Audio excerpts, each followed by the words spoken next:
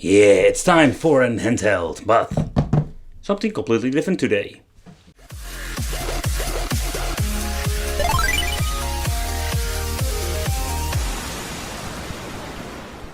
Hey guys, welcome back to the channel. It's awesome that you're tuning in. So in this video we are going to talk about the Mi2 XL. This is a brand called Conny from China.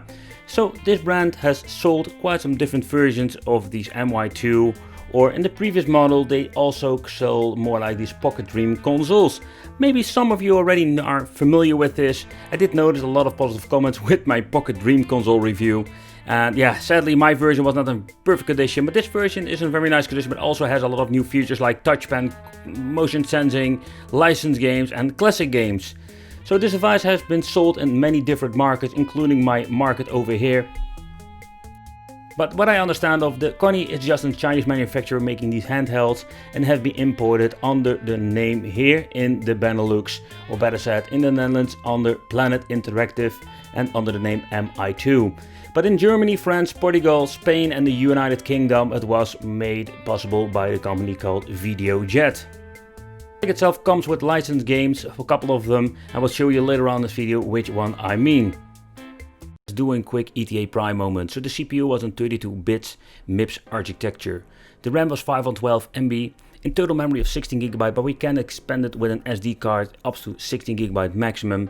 An LCD display that is on 3.0 inch and that has a resolution of 320 by 240.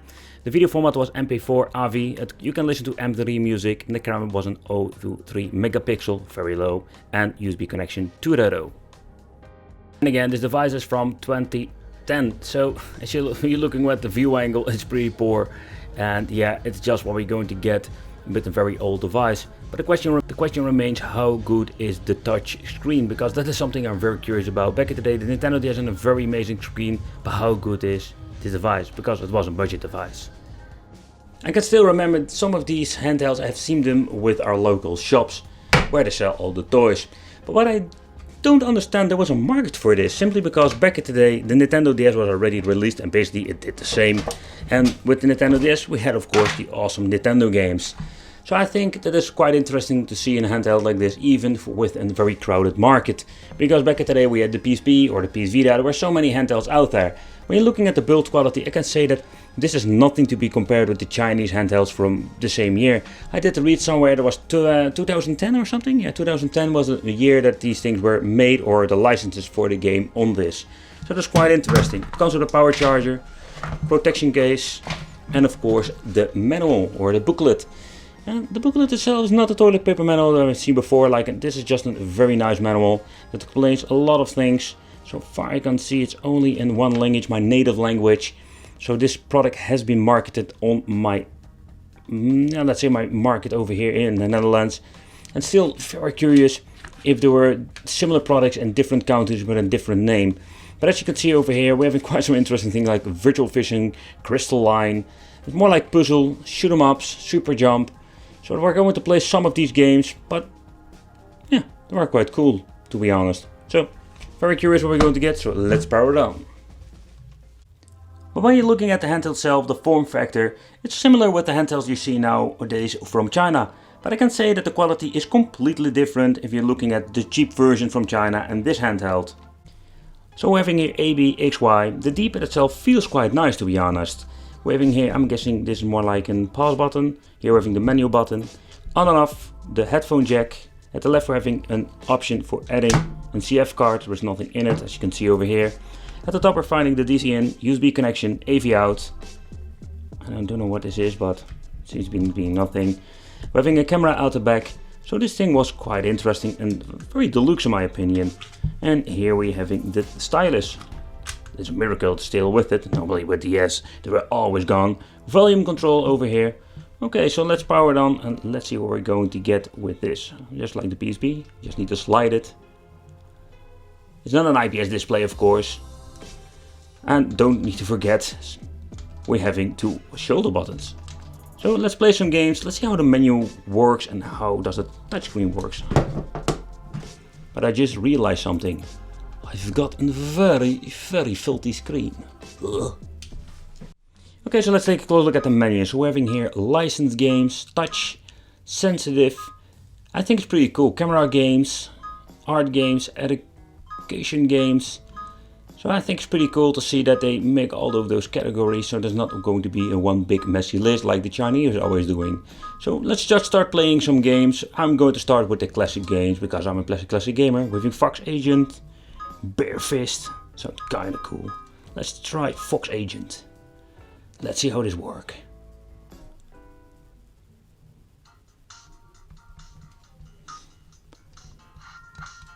Oh, the game is really smooth when it comes to the animations. It's no Street of Rage number 2 of course, but how loud goes this thing? Oh, okay, this is the loudest. Kind of violent. But yeah, this is just a basic beat 'em up game. Nothing special. Oh, we can do a super move. Oh, that looks pretty cool. They're coming on me with chainsaw, what the hell? When everything is jump and the punch button, there's nothing else I can do. Kind of funny. Let's see what this button does. Doesn't do anything. Let's go to menu. Yes, please. Oh, this is very... Selection tune sounds very familiar. Okay, that is from Tekken 3. Oh, they ripped something off. Okay, it's still a 2-button game. Let's do a special attack again. Oh man, the shot buttons are freaking awful. Okay, that is kind of strange. Why didn't they map the extra buttons over here?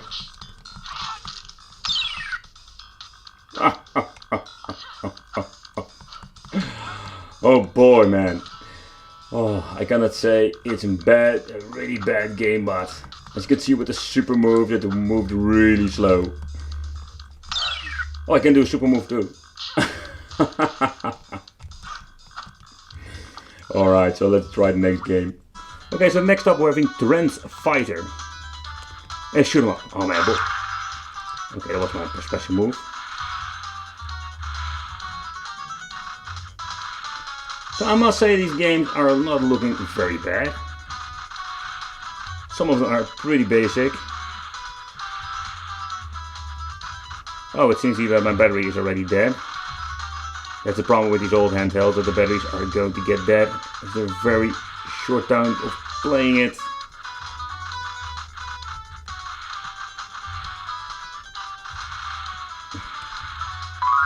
Ah, I have power-ups, cool. Okay, so let's stick with the classic games. We're having Robo Fighter.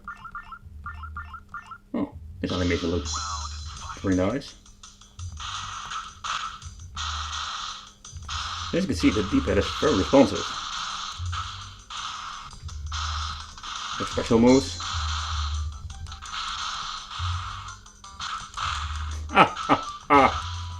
So again, this is more like a fighting game like the previous one we've played. It's pretty basic. Oh man. Okay, there was the game called Tank Madness. Oh, I can only move for a couple of... Oh, there's more like strategy game, like Worms. Okay, that is pretty cool. Okay, he's going to shoot me now.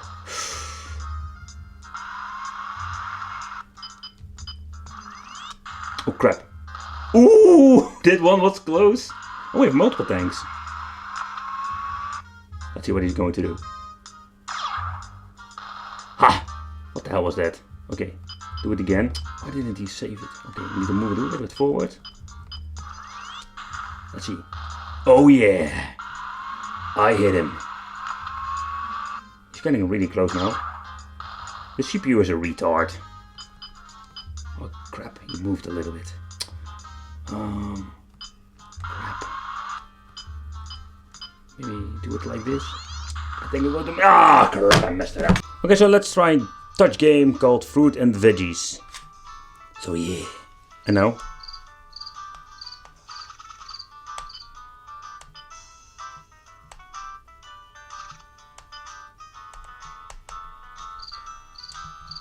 Okay, I'm just gonna move like this, alright. Can move like this. Is basically the same like the tank game. Yeah, seriously, this is exactly the same stuff, only just we can navigate with the D-pad and we can touch the screen by firing. Oh, that is pretty lame in my opinion. Okay, so next up is a very interesting one. It's tower defense game. And we just need to build our towers. Okay. Crap. Oh man, it doesn't...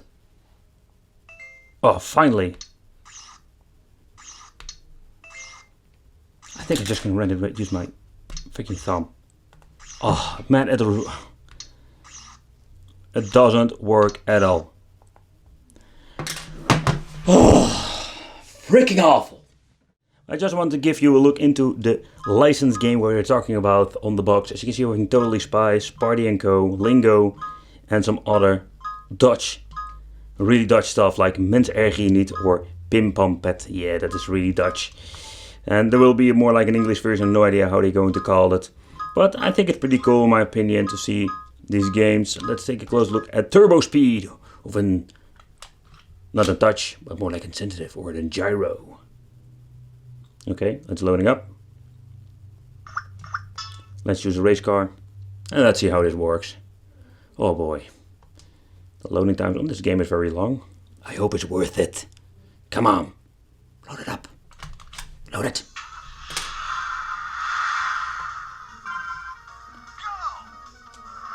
Oh, it just started to... It's more pedal to the metal. Woo!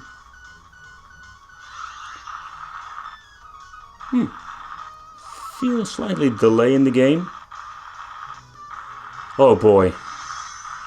Oh, we can use another turbo. Oh, we can use another turbo. Oh, for frick's sake. Yeah. Alright guys. So this is what you're going to get with this handheld, the Mi2.